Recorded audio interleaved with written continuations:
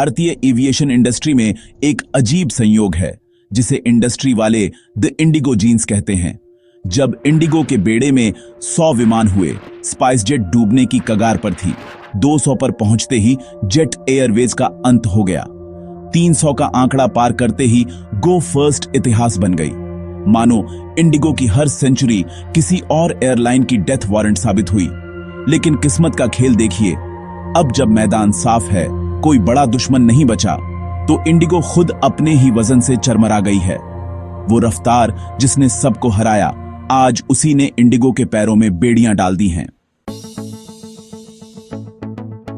कहानी शुरू होती है दो दोस्तों से, राहुल भाटिया और राकेश गंगवाल। भाटिया दिल्ली के बिजनेस बैकग्राउंड से सिस्टम समझने में माहिर, गंगवाल अमेरिका में प्रशिक्षित यूनाइटेड एयरलाइंस और यूएस एयरवेज चलाने का अनुभव। दोनों ने मिलकर बनाया इंडिया ऑन द गो यानी इंडिगो। साल 2005 में पेरिस एयर शो में इंडिगो ने 100 एयरबस A320 का ऑर्डर देकर दुनिया को चौंका दिया। तब किसी ने नाम तक नहीं सुना था इस कंपनी का। लोगों ने मजाक उड़ाया, कहां से लाएंगे पैसा। लेकिन गंगवाल के पास था सेल एंड लीज बैक यानी SLB का जादू। एयरबस से 100 विमान डिस्काउंट में खरीदे, फिर उन्हें अंतरराष्ट्रीय लीजर्स को ऊंचे दाम पर बेचकर वापस किराए पर ले लिया। विमान भारत पहुंचने से पहले ही इंडिगो ने मुनाफा कमा लिया। यहीं से शुरू हुई स्मार्ट स्पेंडिंग की फिलॉसफी। राकेश गंगवाल का मंत्र था स्वेट द एसेट यानी हर मशीन से पसीना निकाल दो। वो विमान जो हवा में नहीं उड़ रहा, वो पैसा जला रहा है। इंडिगो ने टर्न अराउंड टाइम घटाकर 30 मिनट कर दिया। जहां दूसरी एयरलाइंस को 45 से 60 मिनट लगते थे, इंडिगो के विमान फॉर्मूला 1 कार की तरह दोबारा उड़ जाते। हर मिनट बचाने का जुनून था। रैंप से उतरना, हल्के कप, पतली इन फ्लाइट मैगजीन, ओवन तक हटाना ताकि वजन कम हो और ईंधन बचे। इंडिगो ने सालाना 400 करोड़ रुपए तक की बचत की। और एक और नियम, एक ही विमान, एक ही ट्रेनिंग, एक ही स्पेयर पार्ट्स, सिर्फ एयरबस A320 फ्लीट। इससे ट्रेनिंग, मेंटेनेंस और ऑन ऑपरेशंस में जबरदस्त दक्षता आई। 2009 में पटना में इंडिगो को बाहुबलियों ने धमकी दी, कॉन्ट्रैक्ट दो नहीं तो उठवा लेंगे। लेकिन कंपनी झुकी नहीं। राहुल भाटिया और आदित्य घोष ने नियम नहीं तोड़े। वही प्रोफेशनलिज्म इंडिगो की पहचान बन गया।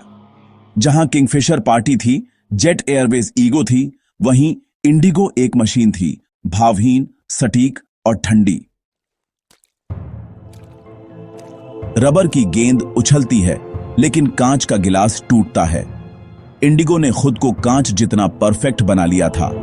60% मार्केट पर कब्जा, बेहतरीन सिस्टम, ऑन टाइम परफॉर्मेंस। 85% से ऊपर पर उसने एक चीज छोड़ दी, लचीलापन यानी फ्लेक्सिबिलिटी। 2 दिसंबर 2025 से इंडिगो की परफेक्ट मशीन जाम हो गई। 1000 से ज्यादा उड़ानें 96 घंटे में कैंसिल। दिल्ली में 235 फ्लाइट्स ठप, बेंगलुरु में 100 से ज्यादा, हैदराबाद में 90 से ऊपर। देश भर के एयरपोर्ट्स रेलवे स्टेशन जैसे दिख रहे थे।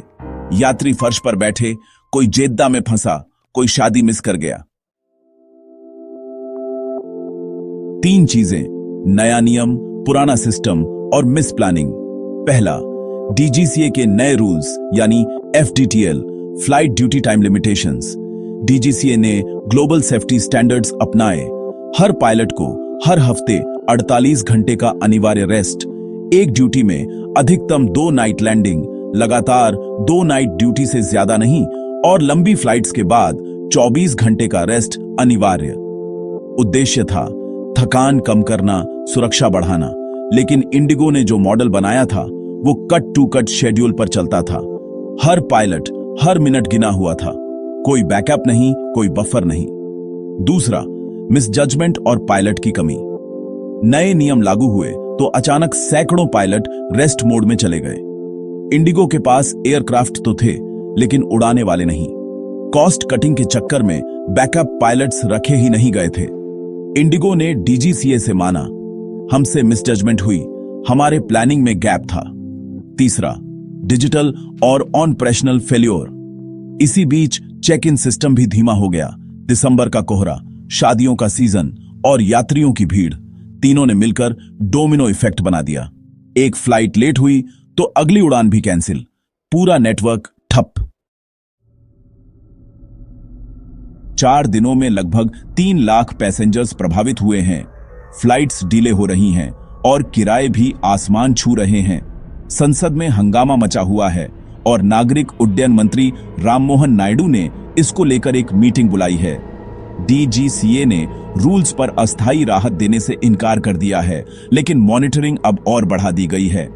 इंडिगो ने कहा है स्थिति सामान्य होने में 10 फरवरी 2026 तक का समय लगेगा।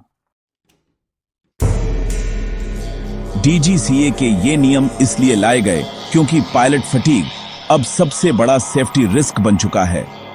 कई near miss incidents globally report हुए हैं जहां थके पायलट ने गलती की। अमेरिका यानी FAA और यूरोप मतलब EASA में ये नॉर्म्स पहले से लागू हैं। भारत अब उसी स्तर पर पहुंचने की कोशिश कर रहा है। किराए बढ़ेंगे क्योंकि एयरलाइंस को ज्यादा क्रू हायर करना होगा। पायलट्स की डिमांड बढ़ेगी, ट्रेनिंग इंस्टीट्यूट्स पर दबाव आएगा और सबसे बड़ा सबक, मोनोपोली हमेशा रिस्क लेकर आती है। 60% मार्केट हिस्सेदारी का मतलब था एक झटका और पूरा देश प्रभावित।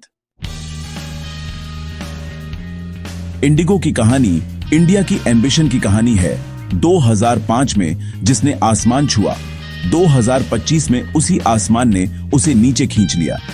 वो मशीन जिसने दूसरों को हराया अपने ही सिस्टम में फंस गई। डीजीसीए के नियम गलत नहीं, लेकिन इंडिगो की प्लानिंग कमजोर पड़ी। अब सवाल है, क्या इंडिगो सीख लेगी कि मशीन और इंसान में फर्क होता है, या कोहरा छटने के बाद फिर वही टाइट रोस्टर और कॉस्ट कटिंग शुरू हो जाएगी? अगर आपको यह स्टोरी पसंद आई हो तो लाइक करें, शेयर करें और सब्सक्राइब करें। यह सिर्फ एक एयरलाइन की कहानी नहीं, यह है भारत के एविएशन सपने की परीक्षा।